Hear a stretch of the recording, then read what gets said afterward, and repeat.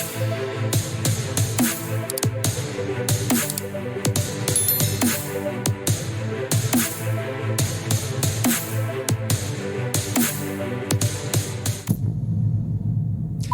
and welcome to Creative Control, the entertainment podcast. I'm your host, Kenan, and thank you for joining us on today's show. Joining me from the Creative Control team, we have Neil, the treatment. How you doing, Neil? I'm good, man. I'm good. How are you? I'm very well. And we also have Sasha, Sashman, half amazing. How you doing, Sasha? Only half amazing. Only half amazing. All right. Well, thank you for being here, guys. We are talking top movies of 1988. If you're not familiar with the series, we've basically gone through year by year since 1980, giving our top 10 lists. Now, we each have our own lists, but this is like a draft pick. So we each put forward nominations to be put forward into our final list, and it's a cumulative list between us all. As there's three of us today, we're each going to get 3 picks to put forward, which makes things a little bit easier, to make sure we get the ones we want in there. And then we're going to end up fighting or voting really on the last spot. But there'll be debates, I'm sure. So that is how this works. We run from films released in the US domestic box office from the 1st of January to 31st of December for the calendar year. So if you think a film maybe has not been released in that year, we'll double check it. But that's kind of the window that we're looking at, because obviously back in the 80s and 90s, films were released in different windows depending on the continent. But that's where we are. So just before we hit that list, thank you very much for being here, whether you're watching or listening. As always, please make sure you hit that like and subscribe. We really appreciate it. Make sure you share our content, whether you like it or not. Do us a favor. Why not? You can catch the video version on YouTube, and the audio is available on Apple Podcasts and any major podcast platform. Right, gentlemen, let's kick off the show. Neil, you haven't been on the last episode, so I'm going to come to you first and give you your first pick. So what is your first pick to make the Creative Control top 10 movies of 1988? My first film. When I realized this film came out in 1988, there was no other film I was picking. It is number 1 on my list. It's the first film I'm picking. I genuinely don't really care about any other film on this list, barring this one. Right. So when I pick, like, if other things I don't want don't make it, I'm okay. Okay. Scrooged. That's Bill a great shout. Murray. Yes. Oh, that. It made our top 10 Christmas movies of all time list. Yep. Absolutely. And it did make my top list as well. It did make my top 10. Oh, yeah. Fantastic movie, great comedy. And yeah, it's a Christmas movie, but you can watch it anytime. Bill Murray's just fantastic. It's a classic retake of A Christmas Carol. A Christmas Carol. Thank you. I'm thinking of a Tale of Two Cities there for some reason, but yeah, it's a remake of Christmas Carol, and it's a great version. It's like a modern day version for that time. TV exec, and I love the fact that they narrate the story that they're creating a television show based on the Christmas Carol, and then it happens to Bill Murray's character throughout. So yeah, it was number 5 in my list. So absolutely, definitely needs to be there. Sasha, was Scrooged on your list? I have to rethink my list because I want to put it in the top 10. Oh, it wasn't there. It wasn't there because I thought it was next year for some reason. So, I'm gonna lie, I thought the same thing as well. But then I don't know. I'm gonna have to put it as an honorable mention, to be honest. Not because it's bad. I'm looking at what to take off the list. This year's a stacked year for film, and it's hard. Yeah. And it's really hard. So as much as I like Scrooged. And, if I had more time, I would rethink it. I'd rethink it and put it in the top 10 or make it go in the top 10 somewhere. And I do like my comedy movies, as I keep mentioning in every, because I grew up on mainly comedy stuff as a kid, So a lot of the, like, I'm looking at a certain comedy and I'm like, it is better than that, but I've watched that a hell of a lot more. Does that make sense? I have a feeling I know absolutely. When you're talking about, I have a feeling I know which one you're talking about. And I'm like, have I seen that more? I don't think you I don't think we're on the same wavelength on what I'm talking about. Ooh, interesting. We'll see. I've got 2 comedies on here. One of them I think is what you're thinking of, Neil. The other one that I'm specifically doing, I don't think for some reason I don't think it'll be on your list for some reason. Oh, interesting. Well, this year was if it's the film I think it is, one of them is in my list and the other is in my honorable mentions. Because I could this see it year being. I and could next see year. this being in a lot of honorable mentions, but this movie, Yeah. I won't go into it because now I'm hyping it up, and it's not even going to be one I'm going to put it this way. I could easily like let it go. Does that make sense? Yeah, That's why I'm thinking Scrooged, but yeah, because we're getting to an era where how many times did we actually rewatch shit? Does that make sense? Yeah, absolutely. Like, yeah. like my I will say it like this, right? 89 list. I'm going to say this: my 89 list will be a film that I've rented, the most rented film I've ever rented. Yeah, this year particularly for me was stacked with comedy. I think I've got like 7 comedies in my top 10. It was a real strong year for comedy, so I've actually got a lot in there. So yeah, these lists are going to get interesting. The hardest one to pick for me was my number 1 because I'm still deciding. My number 1 and 2 are neck and neck. Ooh, interesting. For 2 totally different reasons. If you know me very well, you could easily guess one of those films. I know what both of them are. Yeah, I know you do. We talked about it because it's like, which one is it? Oh, I see. I'm in my head. I'm just waiting to see who's 1 and who's 2. Right. But I'm like, okay. I have a feeling I know which one is 1. Well, we'll see. I mean, I'd imagine it's got to be one of these 2 films. What it's going to be? This film's going to be in either 1 or 2 of your list. But I'll put mine down. It's Die Hard. It's my number 1. It's clear of everything else. It's probably in my. I think it would be in my top 10 movies of all time. I think it's. It's funny these are 2 Christmas movies, but it's just the way it hits. It's the action, it's the comedy, the writing was spot on, and it just delivers in so many ways. And the repeat viewings, my word, it was on, again, renting VHS, TV, and again, even now, if it will drop on TV and I'm channel flicking, I could just pick it up wherever it goes and just finish watching it. And it'd actually be very difficult for me to not continue watching it. Do you know what I mean? It's just like, yeah, something about this movie. So Die Hard, number 1 on my list. It makes this list. That's the second draft pick. Cool. Sasha. Oh yeah, go on, Neil. I have a question, right? The first time you saw Die Hard, I take it was on video. Yeah, it would have been. Yeah.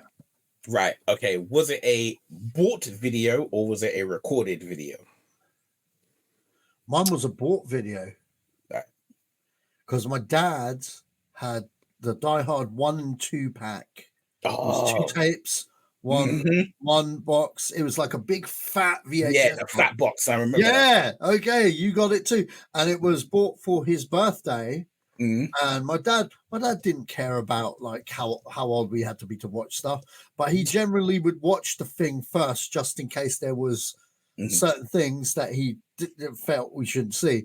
And he was just like, yeah, they're fine with Die Hard, it's fine. And like, yeah, Die Hard 1 and 2 got watched over and over that Christmas and New Year's, and then continued to be a staple every Christmas, like until I willed it to be like a Christmas film.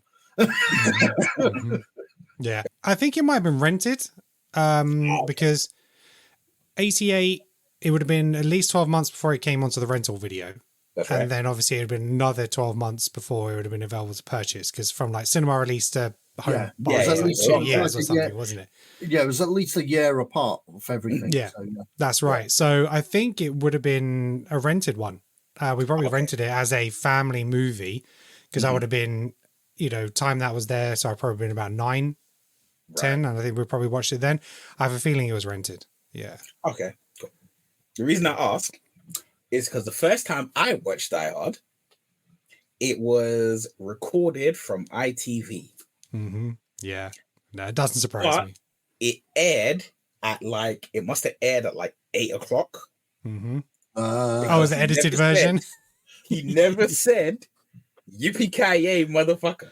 Yeah. He said, yippee-ki-yay, kimosabi. Sabi. For the longest time, until I owned this movie, until I went to a shop and bought it myself, I always thought it was yippee-ki-yay, kimosabi. And when I watched it for the first time, owning it, I think it must have been DVD by now. And first time owning it, and it was like, yippee-ki-yay, motherfucker. It was like hearing your granddad scream, because I was like, what? You must have lost your shit. Yeah. Like, yeah, rewind. Yeah. Did you say that? Yeah, so Die Hard, yeah, obviously would have been edited heavily for TV. And, you know, my family didn't actually buy many videos when we were younger. So we did rental quite a lot. But the only videos we really purchased was like Disney, because they were classics and they were almost like collectors. With the yellow Everything spine. else we kind of rented. And sorry? Disney with the yellow spine. Yeah. And so it was, Disney we purchased, everything else we pretty much rented. But then I started collecting VHS videos when I was about 13, 14. I just started buying. And and then it got into a whole habit, which lasted well into my 30s and 40s. So there we go. Right. Sasha, coming to you for your first draft pick. What is your first movie you're putting into the top 10 list? Okay, because I know how this works finally after many episodes. I'm going to put in Grave of the Fireflies. Right. Yeah. This film is a Studio Ghibli film. It is the most deepest fucking movie on this list or off the air. All right. Any grown man that doesn't cry at this movie is not only heartless, but shouldn't live. Like, shouldn't live. You deserve to die. Like, as a human being. Be careful with that, because you know. No, being serious, being straight up serious. You'll know it when you see it. You'll be like, oh damn. So what is it about? It is literally about Japan during the Second World War, kind of thing, as the bombing of Japan takes place and stuff, and it's seen through the eyes of two children. They've both lost their parents. The older brother has to look after his little sister, and I'm tearing up right now, and it's emotional damage, man. Emotional damage. It is emotional damage, man. It's like kids at war. All right, like fuck me. Like the shit that goes on right now today in the world. Like, wow, that film is an eye opener. What kills it is it's a true story. Right. Okay. The whole animation is a true story. So it's based on a book, and the novelist that wrote the book is the one of the two kids. Is one of the kids. I do believe it's the brother. It's the brother. Okay. So yeah, and it's emotional damage, man. Seriously, man. It's deep. So when I turn around to Andreas, and I'm talking to you, Andreas, I know you can hear it. Heed me when I say this film will wreck you, bro. So if you're saying like anime, blah blah blah, cool, I understand, yeah, but this is cinema. All right, this is cinema. Now, because it's Studio Ghibli, there's a lot of children that saw this movie, and Studio Ghibli, to balance it out, this was part of a double bill. And what was the double bill? It's in my honorable mentions. My Neighbor Totoro. Yeah. I'm saying it wrong. Either way, I've only seen that film once. That was not my cup of tea. Very, very kid friendly, and very, very light-hearted. After one would watch Grave of the Fireflies. You know what I mean? Like Grave of the Fireflies is not a long film by the stretch of it. You know what I mean? But it is a film that once you watch it the one time, it won't leave you.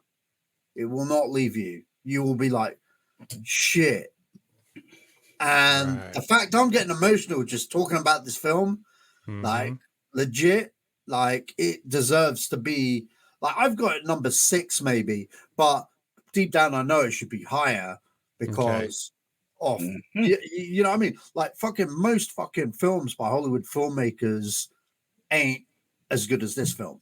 All right, no films that have come out this year has touched this film, so that's my honest opinion on Grave of the Fireflies. I'll shut up now about it, and we'll move on to something a bit more lighthearted. So yeah, but no, I've made a point that I haven't watched any of the Studio Ghibli films, and they're definitely on my watch list. And yeah, seeing and hearing that now, it's like maybe this will be the first one I watch. So Listen, I'm just gonna say to you right now, you got some films you need to watch before you get Studio Ghibli. right, okay, you need to send me a list then. Maybe we'll do an episode just on Studio Ghibli, and then we can talk about it. You know what? I wonder if that's on Disney Plus. Grave of Fireflies. They've got quite a few of them on there. Yeah, I imagine it is because they pretty much have all of them. But if it's not there, then it would be on Netflix. Yeah, because Netflix have a lot of them on there. All of them. Okay. All right. Yeah, maybe we'll do an episode on Studio Ghibli films, and we can talk a little bit about them. And because again, there's not going to be that many people out there who are familiar with that studio and their work. So, or just haven't had the opportunity or the inkling to start it. But I've only ever heard amazing things, and it's always up there when it comes to the Oscars. It doesn't really matter if Pixar or anything is. If you have a Studio Ghibli film up there, it's taking the win. So all right, so that's our first three films. Right, coming round to you, Neil, for your second pick. What makes the draft? Well, you see, the thing is, again, as Sasha said, right, there's certain times and there's certain films I can rely on certain films to make it. Can't rely on certain films to make it. Okay, I have a feeling where you're going with this, but yeah, go on. Because of that, I am going to throw in a few moments later. Yeah, I'm going to throw it in just to make sure it's there. Child's Play. That's the one I knew you were going to pick. Damn right, I was going to pick Child's Play. Right, so why Child's Play, Neil? There's a lot of people rolling around this world who only know Chucky, the doll, from like Bride of Chucky. Because that's still to this day the most famous of the movies is Bride of Chucky. But they did not earn the right to watch Bride of Chucky by going through Child's Play and Child's Play 2 and Child's Play 3. They didn't go through that. They didn't earn that right. And I remember watching Child's Play 1, right? I was like, yeah. Well, I lie. I remember watching Child's Play 2. Right. And that was the only film that I ever watched. And admittedly, I was in single numbers when I watched it, so perhaps I shouldn't have. But I watched that film, and that night I slept. I had the Sword of Thundera that you have behind you. Yeah. I had the plastic version. I slept with that thing in a tight grip. Because I thought if even one of these action figures move without my say-so, everything's going to hell. And then I got older and I watched Child's Play 1 and I saw exactly how it happened. Yeah, this is a movie. It is an iconic thing, Chucky and Child's Play, and it's I remember watching that, and I think I was probably too young to be watching that when I did. And again, I think it was probably one on TV that I watched. It's on like a late night. It probably came on like 11 o'clock, like on ITV or something like that. And I remember that staying with me for quite a while. That there's one scene as well, right? In Child's Play 1, there's just one scene where, because they had a doll that they mechanicalized and could use it so it could walk around. But there's one scene when Andy, the little boy, is like looking out of a window and he can see Chucky's coming to get him. And in this moment, they chose, instead of using a doll, they used a miniature person dressed like Chucky. And they had this moment where he looks over a balcony and he can see a staircase and he sees the little Chucky climb up the stairs and run. Oh my gosh, I thought that's a real person. Yeah, they I do know that because I've read this a little while back. When they did the test screenings for Chucky, it was about a 2-hour cut, and it didn't get the reviews weren't that great. So what they did is they went back and cut 25 minutes of the film to reduce the amount of time Chucky was on screen. They cut out almost all of Chucky. Yeah, because they wanted to keep it more in the line of like Jaws and Aliens, like less is more. Instead of him being on screen too much. And I know that they had a fallout in the production afterwards as well. And one of them left, and they had to bring some other people to come in and re-edit the film. But yeah, I know there was a lot of changes from the original one. So yeah, there was. And I tell you, the moment, if for those like, okay, technically it's spoilers for a film that is, 30 some odd years old.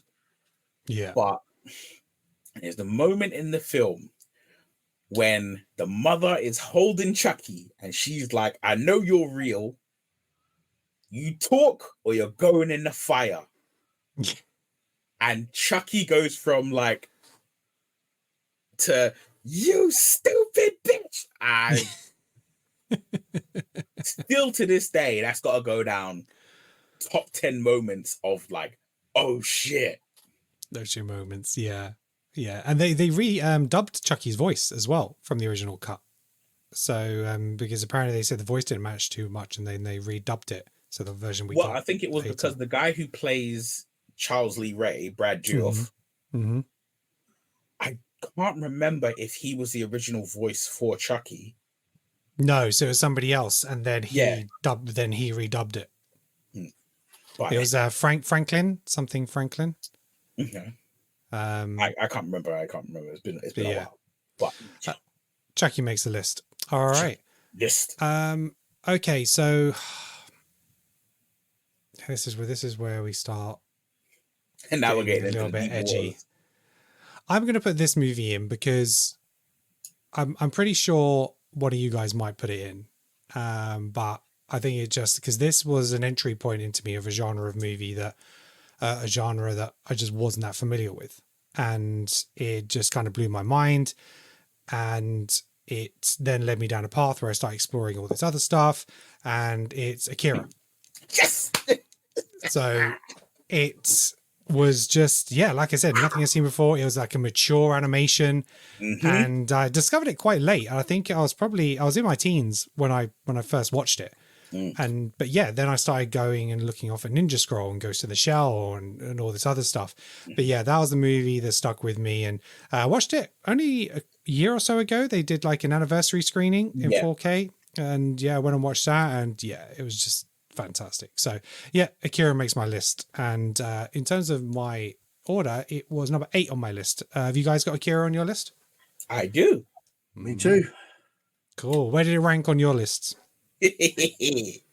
You first, Neil. Oh, my list? Yeah. Where did it rank? Akira's 5. Akira's 5. 5. Wow. 5. But trust me, when I list the films from 1 to 4, you'll understand why it was 5. Right. And Sasha, where does it sit for you? Possibly number 1. Right. Okay. It was in competitive. It was tough between that. Look, Akira was a lot of people's entry point into anime and manga and stuff. We'd never seen stuff like that before. You know what I mean? In the West, it wasn't as mainstream as it is right now. You know what I mean?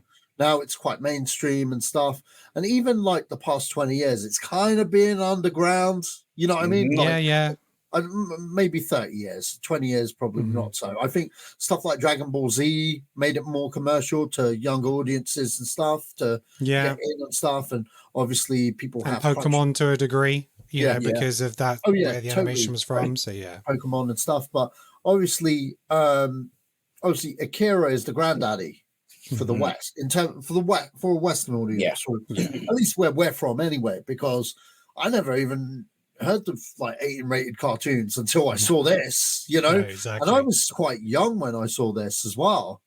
I remember being like 10 or something around Simon's house, my mate Simon, and like he was like, yeah, you should check this, it's called Akira. He showed it to me, and the blood and the violence, I was like, wow, this is mad, man, this is cool. And like it opened the door to Ghost in the Shell, Pat Labor, Wicked City, you know, Monster and City. I'm naming all the VHS tapes because that's all we had available for a very long Yeah. time, you know. And it wasn't until like the late 90s or early 2000s when DVD became a thing that more stuff started coming over and stuff. My all-time favorite anime is Cowboy Bebop, and you know, like that, you know, that's very niche. You know what I mean? That's very niche, Cowboy Bebop, but it's all because of Akira. Akira was the one. I mean, the story still holds up. You know what I mean? The animation is groundbreaking. Animation. Disney could not compete at that point with that. Even now it's still stunning. You know what I mean? So it is. It's a masterpiece, man. It's a masterpiece. I'm gonna go on a not limb. just anime, but science fiction. You know? Yeah. I'm gonna go out on a limb. I'm gonna say that Akira is the best made film of 1988. Well, yeah, I don't care if you say I'd agree with that. if you say live action. I'm like, if you look, because I remember I was 12. I'm gonna say I was 12, but there's a chance I was 11 because I watched this film. I was in year 7 in school. I remember my friend Oliver. I went to his house and his brother had a massive poster of The Bite. No, I think the poster was of Ghost in the Shell. Oh, okay. Yeah. And I didn't know what Ghost in the Shell was. And he was like, oh, and he started just reeling off stuff to me. And he was like, oh, this stuff called anime, you know, just he didn't call it anime, it was like stuff called manga. And you gotta watch this and it's this and it's this. And he mentioned Akira. And within 2 weeks, it came on Bravo. Right. Yeah. If you're old enough to remember Bravo, solution. But it came on Just Bravo. remember it coming late night Channel 4 where most of the cool shit. Yeah, most of them was Channel 4. Eventually Channel 4. For me, it was Channel 4, but Akira was Bravo. And wow. Like you said, I'd never seen an animated film where they even used harsh language. Yeah. And I was like, everything happened in Akira. Yeah, absolutely. Why do you think we've not gotten a live action version of this? Because I'll tell you exactly why. The West want to change it up. You see, Neo Tokyo or Tokyo is its setting. Yes. Is its setting. They want Warner Brothers have been trying to make this happen for years, and the main reason is you need an unknown Japanese cast. Yeah. You know what I mean? Keanu Reeves was attached for a long time, wasn't he? You know what? DiCaprio bought the rights to Akira to not make Akira. And he only relinquished the rights 7 years later because he realized how expensive it was to hold on to something that's never going to get made.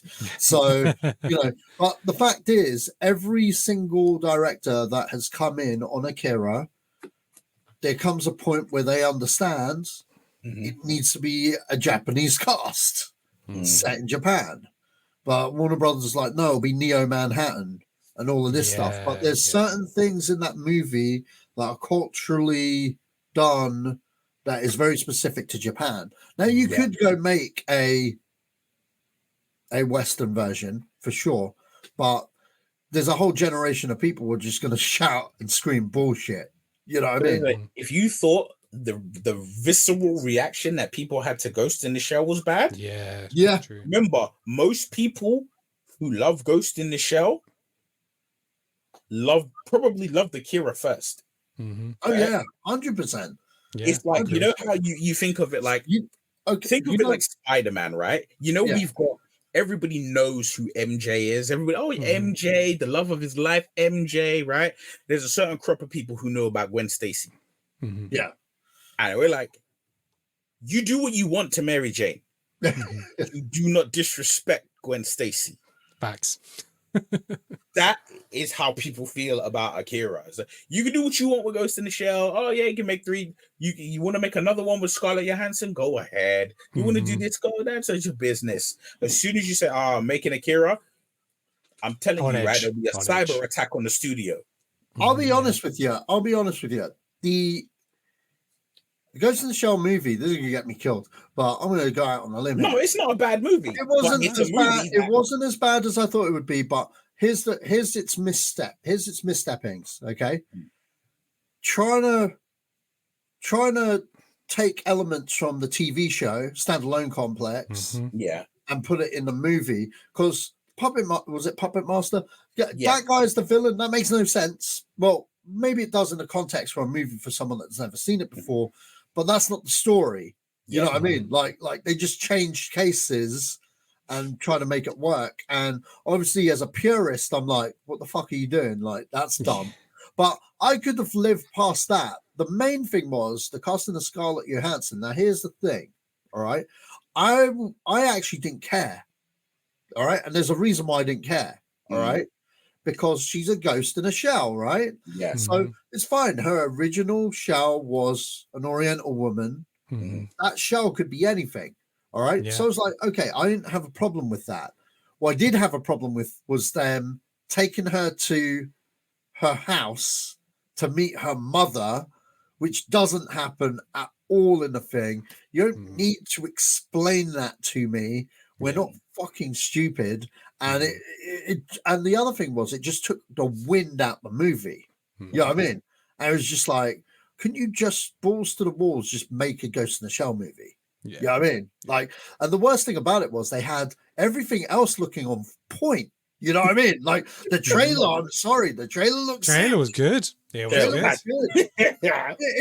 It's not a terrible movie, but it's not as a movie, not an adaptation. Yeah. But as a movie for someone, if you were someone new into it, it's not that bad. No. But it's not great if you're a purist. If you're a fan. In fact, in fact, it's garbage. But I get it. I saw that with Leo actually, and Leo was just like, he was pissed. I can imagine Leo not being happy at all. Yeah, absolutely. He was pissed, and he was kind of pro like the Johansson thing until she went to her mum's house, and it was like, we're going with this. But anyway, I digress. We digress slightly, but yeah, Akira, that makes the list. Sasha, what is your next pick? 3 days later. No one's going to say Police Story 2, are they? You don't know. It's not on my list. Well, I know that. You've never seen it. But Police Story 2, I'm sorry. Jackie's back. This is my number 4. Look, this is one of... If I had to give you like a top 3 Jackie Chan old school movies, this is the Police Story for me. The park fight, when he fights people in the park... I've seen that. Bro. Yeah. Matt, that's a fight. People get hurt. Okay. Yeah. People get hurt. Yeah, you see them getting hurt on screen. Some people get murked, bro. Like seriously, the moves he does in this fight has never been replicated on film as far as I'm concerned. You know what I mean? Especially the way he's like fighting people on swings and seesaws and it sounds like, oh yeah, I've seen that. No, you haven't. No, you haven't. Don't understand, man. There's stuff in that. There's stuff in that whole choreography of that. That is probably one of the best choreographed Jackie Chan fight scenes I've ever seen in my life. And then he tops it off with the mute guy with the fucking explosives. There's which if you've ever played Metal Gear Solid 2, you've got the bomb man laying bombs and explosives and stuff. You got a character like that in this film, and oh my god, man, it's insane. I love this film. I love all 3 police stories. The rest of them are dead to me, but like the original 3 police stories, so good, man. Where does this rank on your list? This is number 4. Number 4. Number 3. This is my number 3 of the year. Yeah. Okay. So Akira, Die Hard could be subject to change on those 2. Yeah, depending on the day. But Police Story 2 is my clear number 3. Number 3. All right. Cool. Neil, is it on your list? Honorable mentions. Honorable mentions. I knew it wasn't on there. So that's a good shout, Sash. You know, like you say, you got to make sure those films hit the list. This list isn't going anywhere near I thought it was going to be. It's very different to what I have. So, Neil, this is your last pick. What's it going to be? See, I'm torn, right? Because there are 3 very, very dear to my heart movies. Yeah, I'm. There's so many of my movies not making this list. One of them, I can be assured, it's on every list. Yeah, So because remember, we're gonna vote for a movie at the end, and I can imagine there's at least 2 of these films which is on everyone's list. Oh, so that one, I'm like, oh shit! I just saw a film I should have saved. Yeah, so that I'm like, I'm not putting that in. So that leaves me with 2. Now, one of them. I'm gonna retract Police Story 2, man. We'll come to it. I might allow it. Yeah. But go on, Neil. So I'm down to the 2. I'm sorry, boys, I love you, but I can't trust either of you to sling this one in. All right.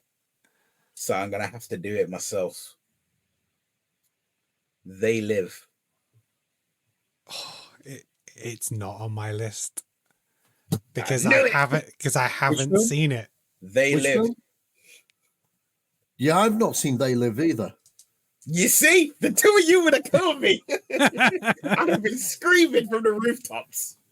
Neil, why They Live? What's They Live? What's it about? Right. So They Live is, so if you are born after the year 2000, it would roughly make you 23 going on 24 this year. You've probably seen clothing by a company, I think they may be called Supreme, and they have t-shirts that say Obey on them. Right? They Live is the reason you got that. This film was made, as we know, in 1988. John Carpenter, so the maestro himself. And this film takes 2 everymen, being Roddy Piper, and before everyone knew the master that he is, Keith David. And they are just 2 they're drifters. They get a job of doing construction, and they're just living a regular life. Now, Roddy Piper, whose character's name is Nada, he gets a pair of black sunglasses. But they're special sunglasses, because when he puts them on, it turns the world black and white. And what happens is when this world is black and white, he can see the reality of the world. So when he looks at a poster, the poster doesn't say like, maybe it's, maybe it's magic, maybe it's Maybelline, or whatever the phrase is. He looks at it and it says consume. He looks at another poster, it says obey. He looks at another poster, it says, it's like reproduce, Right. And he finds out there's a world hidden from us as regular humans that our eyes can't adjust to. And it's that aliens are controlling our world. And he sees these aliens because they're walking around like regular people. But when you got the sunglasses on, you see what they really look like. And this film is so, oh my gosh. This film is just, it's necessary. Yeah, it's one of those that I've been meaning to watch for so long. And I know one of the famous lines I have is like, I'm here to kick ass and chew bubblegum. I'm all out of bubblegum. Yeah. It's like I've known that line. I think it was actually in the beginning of Zito's Gang's intro. Yes, it was. Yeah, right. And so I've known that for a long this time. And I've known, obviously, Roddy Piper because of being a big WWE fan, WWF fan back in the day. But yeah, it's just one I have never gotten around to. And when I was drawing this list up, I was like, again, you don't realize how many movies you haven't seen because of when you're growing up throughout those years, it's whatever you have access to as a kid. And it's all going to be family movies, comedy movies. And then you have to go back and watch some of these more, adult type movies. And this is one that I've just never gotten around to. And I definitely want to watch it. I will give a shout out. Here's on a couple of other people's lists, which I'm going to go into, but yeah, I totally get it. So this is number 3 in my list. Number 3. Okay. I'm hoping one of you brings number 4. Right. This is getting ridiculous now in terms of the amount of movies I have on here, which aren't going to make the list. We must be able to pick one more film, right? you've got well, because you might be. You've got one more pick, story, so you might have two. So yeah, you've got one more pick. So I've got a pick, you've got a pick, Sasha, and then it's a collective. So I am going to put this movie in because it's number 2 on my list, and a movie which I watched over and over and over again as a child, and I've watched many times as an adult. It was groundbreaking at the time. It merged worlds which we had never seen before. It is Who Framed Roger Rabbit? Hey. And that generated feelings in me that I shouldn't have been having as a child towards animation. Yeah. And even as an adult, I shouldn't be having these feelings watching this film. Hey, but this was the original Marvel crossover, man. it was Disney and Warner Brothers crossover. It was epic. The first time. Hanna-Barbera as well. Yeah, the fact they got all these characters crossing over, and they, what they did was, I think what it was is anytime that Mickey was on screen, as long as Bugs had the same amount of screen time, then it was fine. So they had to balance the characters out to make sure that they had fair representation. But yeah, it's Christopher Lloyd, the villain, was incredible. And, I swear, even as younger, that end where the acids and the deaths, that's chilling. When that shoe gets dunked in first, that's heartbreaking. That gets you still. And it's just like the screams in that movie. And but Pop Hoskins in that movie is just magic. And yeah, that blend of real life and animation, it's still never been done as well as when it was done then. We've had hybrids ever since, and nothing's ever touched this. So yeah, that was number 2 on my list. Who Framed Roger Rabbit? It's my final draft pick. You guys got it on your list? Yes, I do. Honorable mentions. My number 6. Neil, what is going on? Only an honorable mention. Listen, I know at some point I'm gonna have to reel off my actual top 10. Yeah, we will do that. Other than 9 and 10, I'm sure that knowing me as well as you guys do, you'll be okay. Yeah, I get that. Yeah. Yeah. Wow, okay. Yeah, I don't need to replace Police Story 2 because, to be fair, I get another crack. You got another pick to name something. I thought moment there. I thought, oh shit. So Sash, is Who Framed Roger Rabbit on your list? Yes, it is. It's number 6. Number 6. All right. Number 6. Cool. Yeah. Right. So the Sasha, film I'm hoping you say is either 4 or 6 on my list. Right. So Sasha, this is your final pick. What are you going for? So this is my number 9. Oh, it could go higher, but the other films actually it could be my. There's always these last ones, which what is it that low down? It can't be 9. Hang on, wait, 1, 2, 3. 4. Yeah, I mean, I'm looking at my list, and it hurts that some of these films aren't there. All right, this is my number 7. Okay. I'm switching. Let me just switch this. All right. That'll make more sense, but this one made me laugh so hard, and I've watched it so many times. But no, this one's a real one, man. All right. I'm thinking it's one of 2 films. Come on, Sasha, deliver. It's probably going to disappoint you, Ken. I'm nominating in my opinion, the most underrated Ridley Scott movie ever made. Black Rain. No, not on my list. What? Have you guys seen Black Rain? I don't think Yeah, I've some seen it. honorable mentions. Oh my God, Neil. Black Michael Rain. Douglas, Andy Garcia. It is like a kind of a buddy cop thing, but it's not. They hunt down, they find this big time Yakuza guy, and they've got to ship him back to Japan where he's on the loose. Where he gets free, he's on the loose. It's up to them two to team up. Sasha, interjection. What? It was released in September 1989 in the US. No! Yes! Yeah, so it doesn't make the list. You're going to have to save it for 89. What? Thank you, Yeah. Box Office Mojo. Box Office Mojo, because I didn't remember because obviously I don't remember every movie on the list, but I was like, I don't remember Black Rain, because I think because of the director and who was in it, I would have looked right, out. It is. Yeah. Yeah. Okay. All right. I'll save that for 89. Yeah. All right. Come on now. Come on now. Which means you can get Scrooged into your top 10. It's already in there. All right. That will go in my top 10. So I've got more All comedies right. now. But I'm So going to now- put. So that means I get one choice then. Yes, Okay. you get another go. Yeah. I get another crack at the whip. All right. Come on. Come on. You know what? Come on, son. It's going to have to be. It's going to have to be Coming to America. Okay, good man. Good man. It's going to have to be Coming to America. Okay. All right. I was going to go with a little bit more obscure kind of thing, but that was Yeah. my number 10 and give me another yarn to talk about. But it has to be Coming to America because See, that's the one I thought we'd all agree on at the end, like in our number 10 spot. So he's on there now, which is fine. We're relaxed, we're chill. Eddie Murphy in like 10 roles. It's just comedy gold. Comedy gold. Comedy gold. This is one.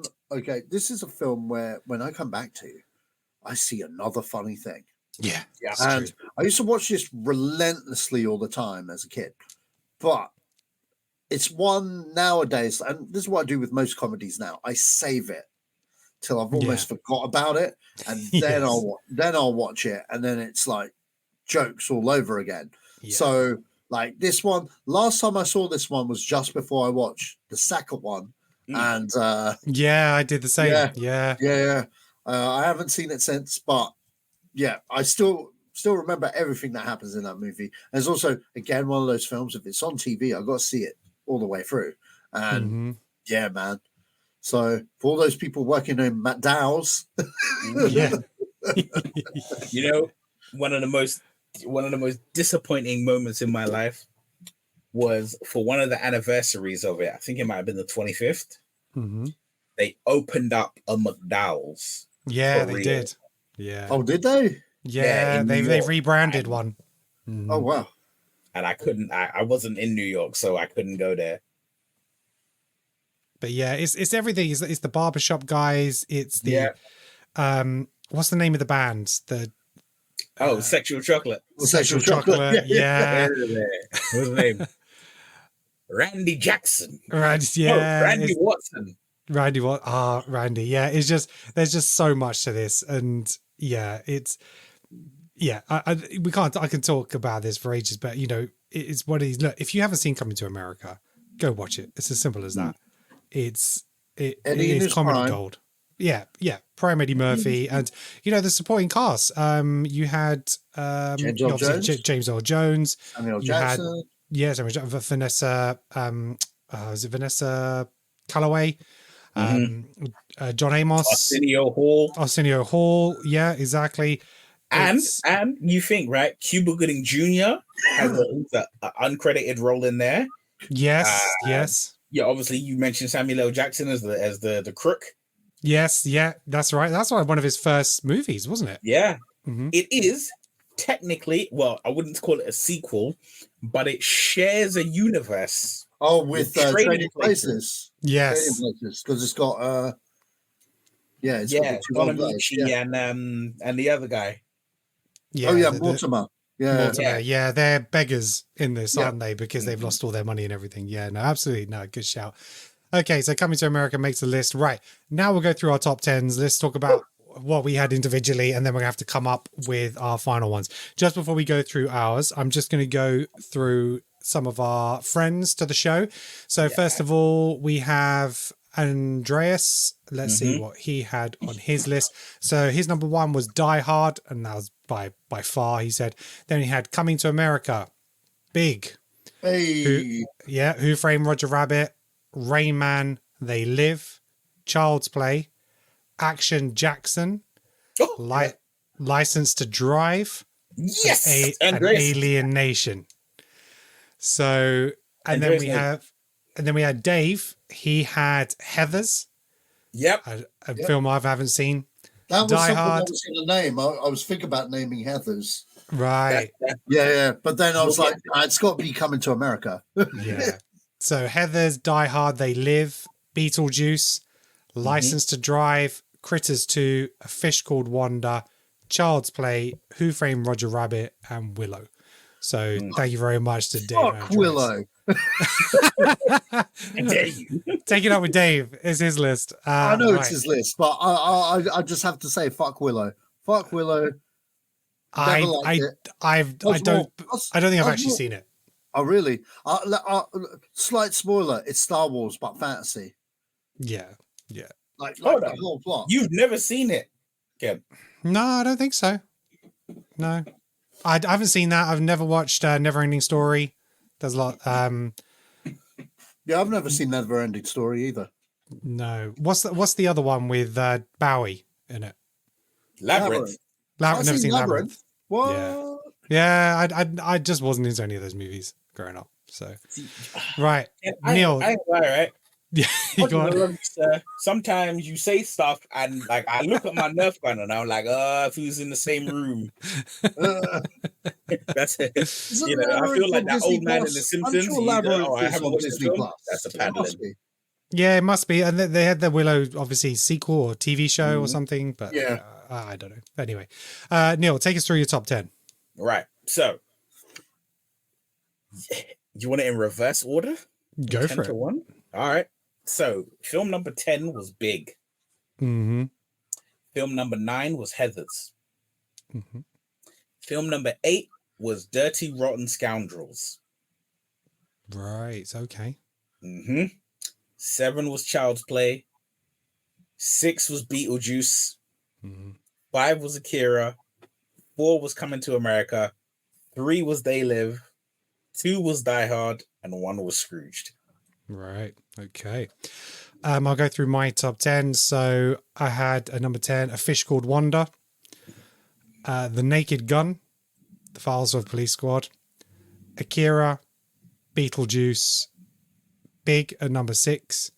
I had Scrooge at number 5. At number 4, I had Twins. Then Coming to America, Who Framed Roger Rabbit, and Die Hard. Sasha, give us your top 10. Heathers, going backwards. Yeah. Okay, Heathers. The Naked Gun was the movie that I watched the most. Mm-hmm. Yeah. It's too damn funny, man. So Too damn funny. it might take that number 10 spot, but yeah. Yeah. Twins, Mm-hmm. Young Guns. Young Guns, honorable mention for me. Okay. Grave of Fireflies, Mm-hmm. Who Framed Roger Rabbit, Coming to America, Police Story 2, Die Hard and Akira. 1 and 2. Yeah. At 1 and 2. Yeah. Whichever order I wake up with. But Yeah. I'm feeling like Akira's the true winner for today, but like I don't know, man. I could wake up with Die Could Hard. go either day, yeah. Yeah. So Neil, take us through your honorable mentions. All right. So your mother was a slow blower. we have The Great Outdoors, Halloween 4, The Return of Michael Myers, Moving, Above the Law, Young Guns, Friday the 13th, Part 7, The New Blood, Twins, Bloodsport, Critters 2, Moonwalker, Killer Clowns from Outer Space, Mm-hmm. Colors, Who Framed Roger Rabbit, License to Drive, Willow, Poltergeist 3. Don't care what people say. I like that one. Mississippi Burning, The Deadpool, Oliver and Company, Oliver and Company. Hairspray. Mm-hmm. I'm Rita, I blame you for that one. School Days, Vice Versa, Cocoon, The Return, I'm Gonna Get You, Sucker, The Vanishing, Earth Girls Are Easy, Police Story 2, mm-hmm. and Dragons Forever. Right. There's a bunch of movies I haven't even heard of that you've mentioned there. So Dragon Forever, man. Yeah. right. I'll go through my honorable mentions. Rain Man, very close to making that top 10. Cocktail was that year. Short Circuit 2, close to my heart. Guys in that bloody movie. Oh man, enough love. Bloodsport, The Land Before Time. Oh yeah, them dinosaurs. Yeah, that cut me up as a kid, man. Red Heat, Schwarzenegger. Moonwalker. Yeah, love my MJ. The Accused. Then we had Working Girl. and Young Guns. So let's mention a little bit about Young Guns because some people might not know what that is. It's a Western, American Western action drama. It's based on the adventures of Billy the Kid Yes, indeed. during the Lincoln County War, which took place in Mexico between 1877 and 1878. It stars Emilio Estevez as Billy, and it's got Keith Sutherland, Lou Diamond Phillips, Charlie Sheen, Mulroney. So, a huge cast. It's got Terrence Stamp in it. Barry Keith, Jack Palance. Yeah, great cast. So, yeah, definitely in the honorable mentions. Never seen it, so I've created my never seen it list. Tequila Sunrise. Mel Gibson, Michelle Pfeiffer, Kurt Russell. I hadn't even heard of this movie, but I want to see it now. You'd never heard of it? I hadn't heard of it. Former LA drug dealer tries to go straight, but his past and his underworld connections bring him into the focus of the DEA, the Mexican feds, and the Mexican drug cartels. So that's one for me to watch. They Live, Heathers, The Vanishing. So I hadn't seen this. So I think this is the Dutch version. It's the original one. The original. So Stanley Kubrick said it was the most terrifying film he'd ever seen. I was familiar with the 93 remake with Keith Sutherland, Sandra Bullock, Jeff Bridges, Nancy Travis. So I didn't realize that was a remake until obviously I saw this. So I know the story and the premise, but that I enjoyed the remake for what it was. So I do want to see the original. Mississippi Burn. Go on. Certain films like The Vanishing, right? For some reason, they are scarier in their original language. Yeah, I can imagine. Yeah, well, no, absolutely. Well, The Ring is definitely more scary. Mississippi Burning, again, I haven't watched that. So it's a crime thriller based on the 1964 murder investigation of civil rights workers of Chadney Goodman and Schwerner in 1964, I think it was. It's got Gene Hackman, William Dafoe as two FBI agents. Sounds great. Haven't watched it. Need to watch it. And Bull Durham. I haven't watched that. This is a baseball movie. Yeah. So Kevin Costner plays like a young pitcher, and Tim Robbins is competing, and they're basically trying to compete for Susan Sarandon. She like sleeps with one rookie every year or something like that. So they're both vying for her affections. And License to Drive. I hadn't heard of this movie. And because it was on both of those guys' lists, I was like, what is this? Teen decides to go for a night out on the town with his friends despite failing his driver's test. Corey Haim, Heather Graham, Corey Feldman, James Avery, Uncle Phil is in it. So I was like, I need to check this movie out. So, yeah. This is like, there's that era of like John Hughes movies, and then there was like the John Hughes kind of like... Yeah, trying to be like a John Hughes. Hughes duplicates, right? And like some of them was good. And License to Drive is good. Yeah. Okay. Right. So what I'm going to do now is we'll do an elimination. So we'll each put up two films. That's my honorable mentions. Oh, sorry, Sash. No, Sash, go for your honorable mentions. Apologies, my friend. Apologies. That's all right. It's a big list, though. Go for it. You guys have probably said half of them, but anyway, Rain Man, Short Circuit 2, Crocodile Dundee 2, Rambo 3, Red Heat, Bloodsport, Cocktails, Big, Vice Versa, Beetlejuice, Tequila Sunrise, My Neighbor Totoro, Scrooged, Above the Law, although I was thinking about taking that down because I got Bloodsport. Bloodsport was better, but anyway. Police Academy 5, because I like funny films, even though it had no Mahoney. Working Girl,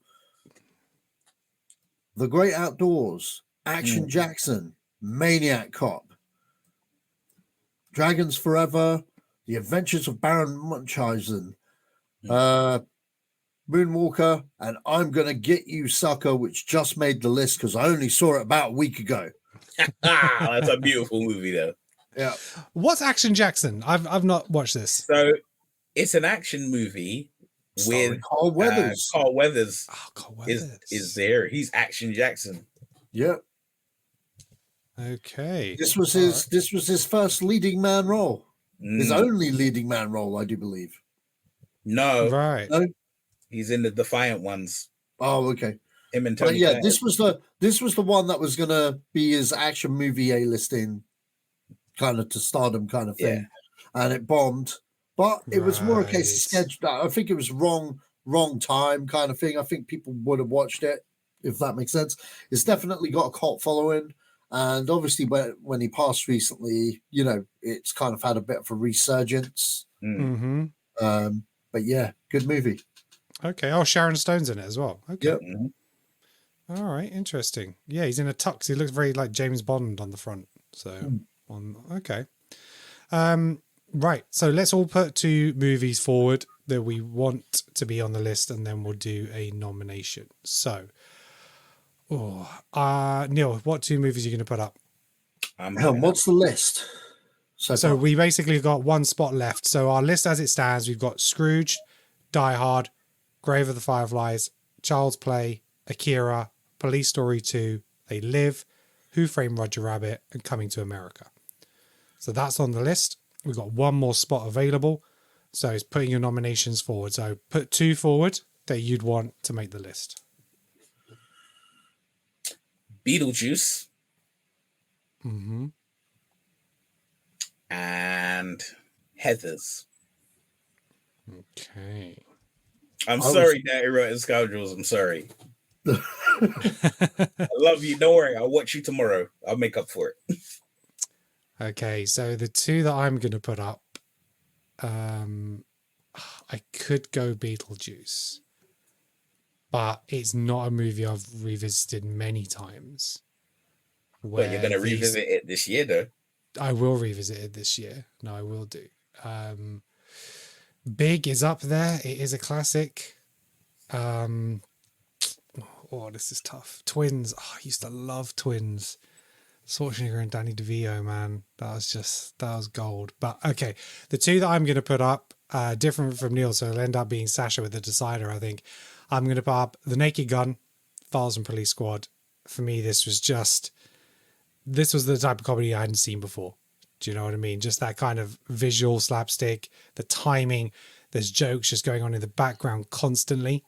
And the second one is A Fish Called Wanda, because that film, again, it's a British classic, and yeah, absolutely love it. So if you don't know what A Fish Called Wanda is, if you're watching or listening, it's like a slapstick heist black comedy film, and it's basically got a British gangster, George Thompson, and he's got an aide called Ken Pyle, who's Michael Palin, and you've got a couple of other Americans, Jamie Lee Curtis, and you've got Kevin Kline, and then you've got John Cleese as his lawyer, and basically it's this going back and forth about these stolen diamonds, and it's just double cross after double cross, and it's just fantastic. You've got this Ken Pyle, Michael Palin's character, he's trying to kill this elderly woman who's a witness, and he keeps failing, and there's just these things throughout it which is just absolutely hilarious. So yeah, I'm going to put those forward. So Sasha, I guess it comes down to you. We've got Beetlejuice, Heathers, Naked Gun, and A Fish Called Wanda.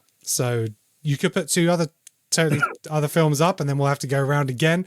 But if I was going to put Heathers, and then I was like, you know what, maybe not. I'm going to put The Naked Gun, and then you said, Naked Gun. Now I'm like, Heathers or Naked Gun? I don't know. Sasha with the final decision for that final spot. And I know Dave's listening, and if I don't put Heathers in, he's going to kill me. But at the same time, I watched The Naked Gun a lot. Yeah, I've never seen Heathers, so I can't comment. And you know what? It's going to have to be Twins and The Naked Gun. Therefore, It's The Naked Gun. I'm sorry, Neil. I'm sorry, Heathers people. I do like. Look, here's the thing. I do like Heathers, but it comes down to this. I've seen Heathers a handful of times, and it's a film where I'm like, yeah, that's a good movie. You know what I mean? There's a handful of times, maybe 8 times. All right.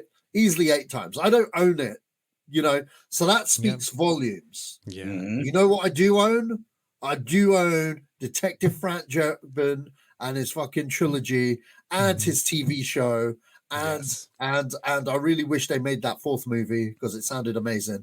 Yeah, absolutely. But, yeah. Good. All right. Good shout, Sasha.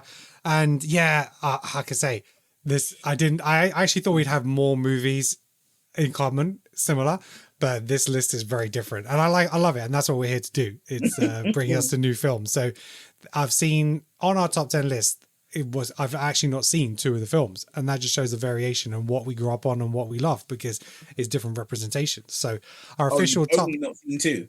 yeah. So I haven't seen Grave of the Fireflies, and I've not seen They Live from our top 10. So in terms of our final Crave Control top 10, we have, in no particular order, we have Scrooged, Die Hard, Grave of the Fireflies, Child's Play, Akira, Police Story 2, They Live, Who Framed Roger Rabbit, Coming to America, and The Naked Gun from the Files of Police Squad. I think that's a pretty damn solid list. Final thoughts, guys, on that list? I'm happy with the first 9. He's not bitter. Okay, well, look. How could you not like the way O.J. Simpson dies in that film? I just don't like Not the O.J. Simpson died, no, the bad guy. Who's the guy that's from Star Trek that dies in it? He's got a funny name.